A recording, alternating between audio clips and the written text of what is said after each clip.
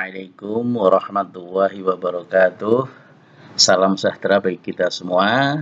Baik, saudara-saudara sekalian, berikut akan dijelaskan pokok bahasan fisika modern, bahan untuk remedial bagian yang pertama.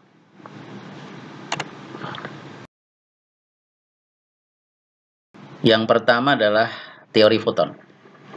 Foton adalah partikel elementer dalam fenomena elektromagnetik. Foton ini dianggap sebagai pembawa radiasi elektromagnetik seperti gelombang TV dan radio, sinar X, kemudian cahaya dan semua gelombang elektromagnetik yang lain. Einstein menemukan bahwa setiap foton mempunyai energi yang sangat besar bergantung pada frekuensinya. Menurut Einstein, energi foton mempunyai persamaan E sama dengan H kali F atau Hc per lambda, di mana F adalah frekuensi dalam satuan Hertz, kemudian H ini adalah konstanta Planck, nilainya 6,625 kali 10 pangkat minus 34 Joule second, kemudian lambda ini adalah panjang gelombang dalam satuan meter. Contoh yang pertama, hitunglah energi foton yang mempunyai panjang gelombang sebesar 5000 angstrom. Nyatakan jawaban dalam dua sistem, ya satuan yang berbeda, yaitu dalam satuan SIMKS dan dalam satuan atomik. Soal ini kalau kita sederhanakan, diketahui panjang gelombang 5000 angstrom. Ini kalau kita jadikan meter menjadi 5 kali 10 pangkat minus 7 meter. Kemudian C adalah kecepatan cahaya tetapan 3 kali 10 pangkat 8 meter per second, dan H adalah konstanta Planck 6,625 kali 10 pangkat minus 34 Joule second. Nah, kemudian penyelesaiannya, kalau kita konversi antara SIMKS dengan satuan atomik, 1 elektron volt itu 1,6 kali 10 pangkat min 19 Joule, dan 1 meter adalah 10 pangkat 10 angstrom. Kalau kita selesaikan soal ini dalam satuan SIMKS, maka persamaan energi foton E sama dengan HF atau Hc per lambda. Jadi kalau ini dinyatakan dalam panjang gelombang, kita pakai persamaan yang kedua, jadi H-nya 6,625 kali 10 pangkat min 34 Joule second, kemudian C adalah kecepatan cahaya 3 kali 10 pangkat 8 meter per second, dan lambda panjang gelombang dalam satuan meter 5 kali 10 pangkat min 7. Nanti satuannya Joule. Kalau kita hitung ketemunya 4 kali 10 pangkat min 19 Joule. Nah, kalau kita nyatakan dalam satuan atomik, maka kita perlu hitung dulu konversi antara SIMKS ke satuan atomik. H konstanta Planck tadi nilainya 6,625 kali 10 pangkat minus 34 Joule second. Itu kalau kita jadikan satuan atomik dibagi dengan 1,6 kali 10 pangkat min 19 Joule per eV, ketemunya 4,14 kali 10 pangkat min 15 elektron volt second. Nah, sedangkan C, kecepatan cahaya 3 kali 10 pangkat 8 meter per second, kalau kita jadikan satuan atomik, itu dikalikan 10 pangkat 10 angstrom per meter, itu kalau kita hitung ketemunya 3 kali 10 pangkat 18 angstrom per second. Jadi kalau konstanta H dengan C kita kalikan, Hc 4,14 kali 10 min 315 elektron volt dikalikan dengan 3 kali 10 pangkat 18 angstrom per second, itu kalau kita hitung ketemunya 12,4 kali 10 pangkat 3 elektron volt angstrom atau 12,4 kilo elektron volt angstrom. Nah, nilai ini boleh dipakai sebagai tetapan untuk dipakai secara langsung, yaitu ketika kita menggunakan satuan atomik, maka E sama dengan Hc per lambda. Hc konstanta ini kita pakai 12,4 kali 10 pangkat 3 elektron volt angstrom dibagi dengan lambda 5000 angstrom. Jadi satuannya dalam elektron volt ketemunya 2,48 elektron volt.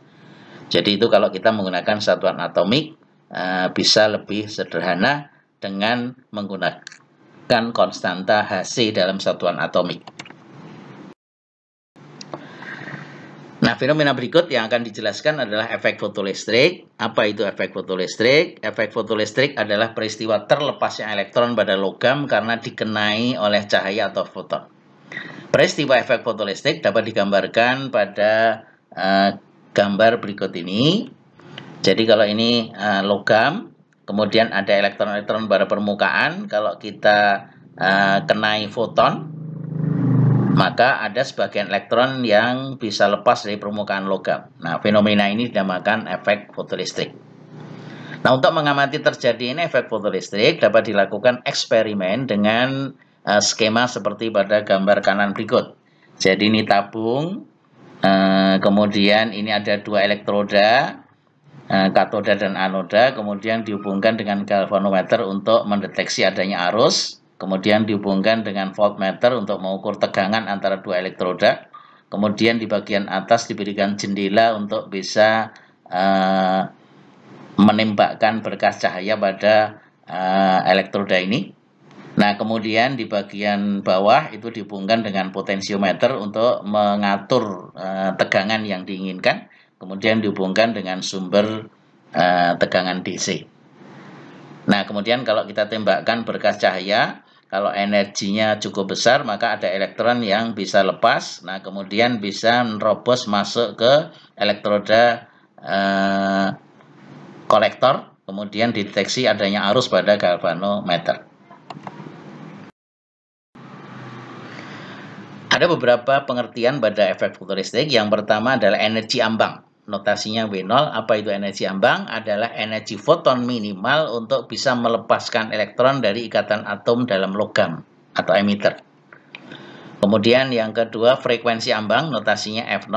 Apa itu frekuensi ambang? Yaitu frekuensi foton minimal untuk melepaskan elektron dari ikatan atom dalam logam emitter. Nah, kemudian panjang gelombang ambang, notasinya lambda 0, adalah panjang gelombang foton maksimal untuk melepaskan elektron dari ikatan atom dalam logam emitter. Nah, karena panjang gelombang berbanding terbalik dengan frekuensi. Jadi kalau frekuensinya minimal, maka panjang gelombangnya maksimum atau maksimal. Nah, jadi persamaan efek fotolistrik secara umum dapat dinyatakan seperti persamaan berikut. E sama dengan W0 plus Kmax, jadi E adalah energi foton yang datang ini. Kemudian W0 adalah energi ikat atau energi ambang, yaitu energi ikat pada logam. Kemudian Kmax adalah energi kinetik maksimum dari fotoelektron yang lepas dari logam emitter. Nah, persamaan ini bisa dimodifikasi menjadi persamaan berikut. E itu bisa dinyatakan dengan frekuensi HF, bisa dinyatakan dengan lambda, Hc per lambda. Jadi lambda ini adalah frekuensi foton datang. W0 adalah energi ambang, bisa dinyatakan dengan HF0 atau Hc per lambda 0. Jadi kalau HF0, F0 itu dinamakan frekuensi ambang. Sedangkan kalau dinyatakan dalam Hc per lambda 0, maka lambda 0 adalah panjang gelombang ambang. Nah, sedangkan Kmax ini adalah energi kinetik fotoelektron yang lepas dari logam emitter ke kolektor. Nah, karena kolektor itu elektroda negatif, sedangkan elektron juga negatif, jadi kalau energinya masih cukup kuat, maka dia bisa menerobos masuk, dideteksi galvanometer menunjukkan adanya arus. Tapi kalau tegangan ini kita perbesar terus, nah sehingga suatu ketika elektron yang lepas dari emitter itu tidak kuat lagi menuju ke kolektor, sehingga sebelum sampai dia akan balik lagi. Nah, potensial yang diperlukan itu dinamakan potensial penghenti, yaitu potensial minimal yang diberikan antara dua elektroda ini agar tidak ada fotoelektron yang bisa sampai pada kolektor. Maka persamaan potensial penghenti adalah Kmax, itu energi kinetik berubah menjadi energi potensial listrik EVP, di mana E adalah muatan elementer. Kalau satuannya SIMKS adalah 1,6 kali 10 pangkat min 19 kolom. Ini pangkat ya, min 19. Contoh untuk soal efek fotolistrik, panjang gelombang ambang logam emitter sebesar 5000 angstrom. Hitung energi ambang logam tersebut. Selanjutnya, jika logam disinari cahaya dengan panjang gelombang 4000 angstrom, hitunglah energi kinetik maksimum fotoelektron yang dilepaskan dari logam emitter tersebut. Kalau soal ini kita ringkas, itu bisa dituliskan lambda 0 sama dengan 5000 angstrom, Hc konstanta yang sering kita pakai langsung 12,4 kali 10 pangkat 3 elektron volt angstrom, kemudian lambda adalah panjang gelombang foton datang 4000 angstrom. Kalau lambda 0 panjang gelombang ambang. Nah, ini fenomena efek fotolistriknya, ini energi foton datang, ini energi ikatnya. Kalau lebih besar maka sisa energinya sebagai energi kinetik maksimum oleh pada fotoelektron. Jadi energi ambang bersamanya W0 sama dengan Hc per lambda 0. Hc-nya 12,4 kali 10 pangkat 3 elektron volt angstrom. Kemudian lambda 0 dari sini 5000 angstrom. Ketemunya 2,48 elektron volt. Itu adalah energi ambang. Energi foton datangnya E sama dengan Hc per lambda. Konstanta Hc kita pakai langsung. 12,4 kali 10 pangkat 3 elektron volt angstrom. Dibagi dengan lambda 4000 angstrom. Ketemunya 3,10 elektron volt. Ini adalah energi foton datang, ini energi ambangnya atau energi cut. Nah, sehingga dari persamaan efek fotolistrik E sama dengan W0 plus Kmax, maka Kmax-nya sama dengan E min W0, jadi 3,10 EV dikurangi 2,48, ketemunya 0,62 elektron volt. Nah, itu adalah energi kinetik maksimum dari fotoelektron. Soal berikutnya, dalam percobaan efek fotolistrik digunakan sumber cahaya panjang gelombang 3500 angstrom, ternyata diperlukan potensial penghenti 1,06 volt. Berapakah potensial penghenti diperlukan untuk logam emitter yang sama apabila sumber cahaya diganti dengan panjang gelombang 4200 angstrom? Ini kalau kita sederhanakan, diketahui panjang gelombang foton yang pertama 3500 angstrom, potensial penghenti yang pertama 1,06 volt, kemudian kalau panjang gelombang yang kedua diganti menjadi 4200 angstrom, berapa potensial penghentinya sekarang? Nah, jadi penyelesaian kita gunakan persamaan foton dulu, energi E sama dengan Hc per lambda. Jadi Hc-nya 12,4 kali 10 pangkat 3 EV angstrom dibagi dengan lambda 3500, ketemu energi foton yang pertama 3,54 EV. Kemudian Kmax-nya sama dengan EVP, VP-nya 1,06 volt, maka energi kinetik maksimum fotoelektronnya menjadi 1,06 E dikalikan V menjadi EV. Itu kalau kita menggunakan satuan atomik. Nah, dari persamaan efek fotolistrik, E sama dengan W0 plus Kmax, maka W0-nya bisa dihitung, E foton pertama dikurangi dengan Kmax-nya, nah maka hasilnya ketemu 2,48 EV dari persamaan ini. Nah, ini adalah energi ambang dari logam emitter yang digunakan. Nilai ini tetap tidak berubah, jadi ketika fotonnya diganti dengan panjang gelombang 4200 angstrom, kita hitung energinya dulu, Hc per lambda 2, 12,4 kali 10 pangkat 3 EV angstrom dibagi dengan lambda 2 4200 angstrom, ketemunya 2,95 elektron volt. Nah, dari persamaan efek fotolistrik E2 sama dengan W0 plus Kmax 2, E2-nya 2,95, kemudian W0-nya menggunakan dari persamaan yang pertama, ini nilainya tetap, maka dari sini Kmax 2 bisa dihitung menjadi 0,47 EV. Nah, sehingga potensial penghentinya dari persamaan energi kinetik maksimum sama dengan energi potensial listrik. EVP sama dengan Kmax, ketemunya 0,47 EV, maka potensial penghentinya tinggal dibagi dengan E. E ini menjadi satuan. Jadi sama dengan 0,47 EV per E, jadi ketemunya 0,47 volt. Ini adalah potensial penghenti yang kedua ketika panjang gelombangnya diganti menjadi 4200 angstrom. Nah, fenomena berikutnya yang akan diterangkan adalah hamburan Compton. Apa itu hamburan Compton? Hamburan Compton adalah peristiwa tertabraknya elektron bebas oleh foton dan energi foton terserap sebagian oleh elektron. Jadi kalau pada efek fotolistrik dianggap tumbukannya adalah elastik sempurna, maka pada hamburan Compton tumbukannya adalah elastik sebagian. Jadi artinya foton setelah nabrak tidak habis energinya, tapi dia akan terhambur dengan energi yang lebih kecil dibandingkan dengan energi pada saat datang. Nah, energi foton yang menabrak elektron itu terhambur karena tadi tidak seluruh energi terserap. Nah, sehingga gambarannya seperti ini foton panjang gelombang I incident datang, kemudian elektron ini dianggap diam, kemudian setelah ditabrak foton masih punya energi dengan panjang gelombang yang baru lambda final, lambda F, dengan sudut terlempar tertentu theta. Nah, kemudian elektron yang ketabrak juga akan terlempar dengan sudut tertentu V. Jadi, V adalah sudut terlemparnya elektron, theta adalah sudut hamburan dari foton. Elektron tadi mula-mula diam. Pada peristiwa ini berlaku hukum kekekalan energi dan hukum kekekalan momentum. Nah, dari persamaan ini tadi sudah dijelaskan ya masing-masing. Nah, dari penjabaran persamaan energi dan momentum, maka akan diperoleh persamaan lambda F min lambda I sama dengan delta lambda. Ini dinamakan pergeseran Compton. Panjang gelombang final dikurangi panjang gelombang mula-mula, itu sama dengan H per M0C kali 1 min cos theta. H tadi konstanta Planck, kemudian M0 adalah massa diam elektron, C kecepatan cahaya, dan theta adalah sudut hamburan foton.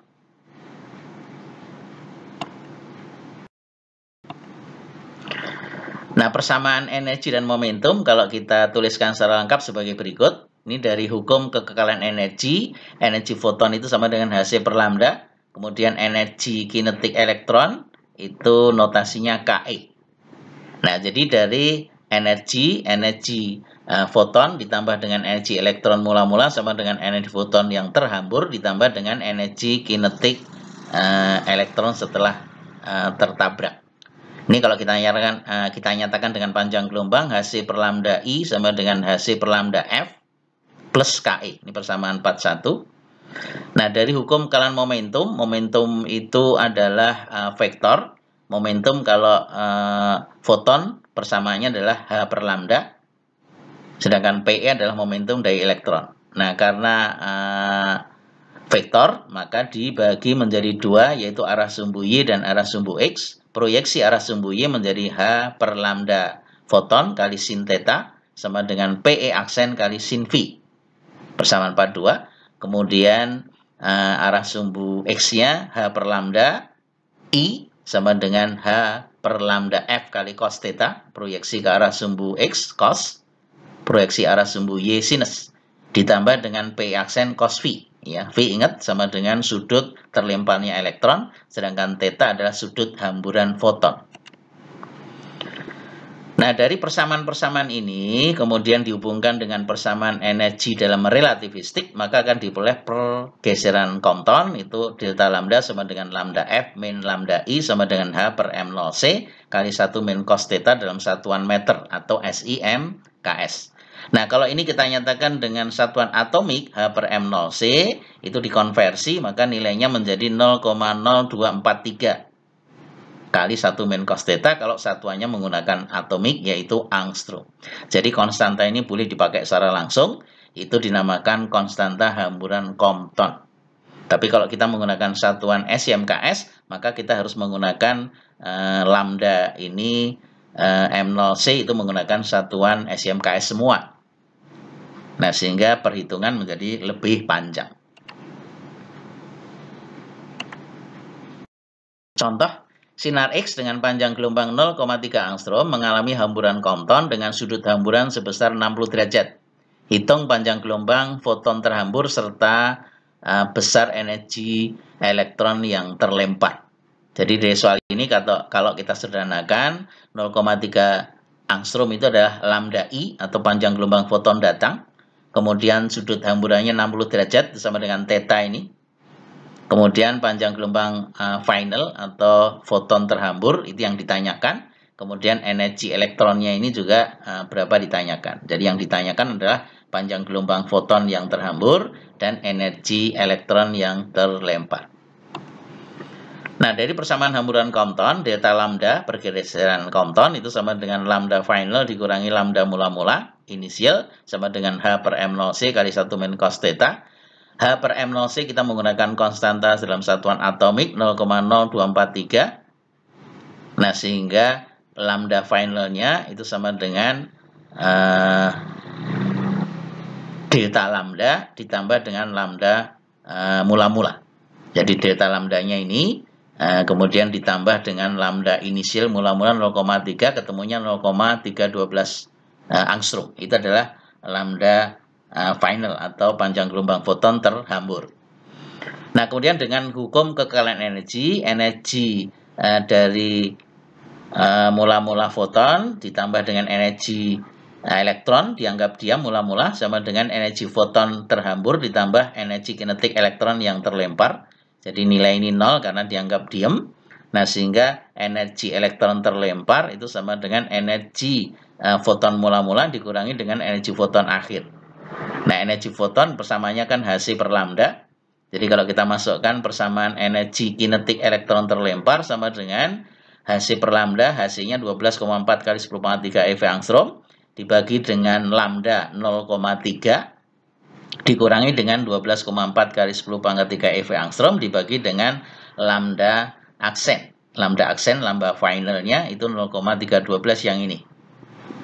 Yang ini adalah yang mula-mula ketika datang. Nah, sehingga dari persamaan ini kalau kita hitung ketemunya 1,59 kilo elektron volt adalah energi kinetik elektron yang terlempar ini. Soal berikut. Dalam percobaan hamburan Compton, elektron mempunyai energi kinetik sebesar 0,1 mega elektron volt setelah sinar X dengan energi sebesar 0,5 mega elektron volt menumbuknya. Hitunglah panjang gelombang dari foton terhambur apabila elektron mula-mula diam. Jadi ini gambaran skema dari efek fotolistrik ya, kita pakai lagi. Nah, kalau kita sederhanakan itu berarti energi elektron yang terlempar itu 0,1 mega ini. Ya, energi elektron yang telah ditabrak oleh foton. Kemudian energi mula-mula dari foton datang itu sama dengan 0,5 mega. Itu yang ini ya. Jadi setelah sinar X dengan energi 0,5 mega elektron volt menumbuknya atau menabrak. Jadi yang datang ini. Nah, yang ditanyakan adalah panjang gelombang foton yang terhambur. Ini berapa? Nah, dari hukum kekekalan energi foton datang ditambah energi elektron sebelum ditabrak harus sama dengan energi foton terhambur ditambah dengan energi kinetik elektron setelah tertabrak. Elektron mula-mula diam, ini dianggap diam, maka energi kinetiknya dianggap 0, maka persamaan energinya menjadi energi foton sama dengan energi inisial foton atau EI dikurangi dengan energi kinetik elektron yang terlempar. Jadi energi fotonnya sama dengan 0,5 dikurangi 0,1 dari sini ketemunya 0,4 mega elektron volt adalah energi foton yang terhambur. Nah, sehingga panjang gelombang foton menggunakan persamaan foton E foton sama dengan Hc per lambda. Nah, sehingga lambdanya sama dengan Hc per E. Jadi kalau kita hitung Hc 12,4 kali 10⁻³ elektron volt angstrom dibagi dengan energi foton itu sudah kita hitung sama dengan 0,4 mega, masuk ke sini ketemu lambda foton terhambur sama dengan 0,031 angstrom. Itu kira-kira beberapa contoh. Itu kira-kira beberapa contoh dari hamburan Compton, kemudian juga dari efek fotolistrik. Demikian penjelasan fisika modern bahan remedial bagian yang pertama. Mudah-mudahan dengan beberapa contoh dan teori ringkas yang telah dijelaskan bisa dipahami. Terima kasih atas perhatiannya. Assalamualaikum warahmatullahi wabarakatuh.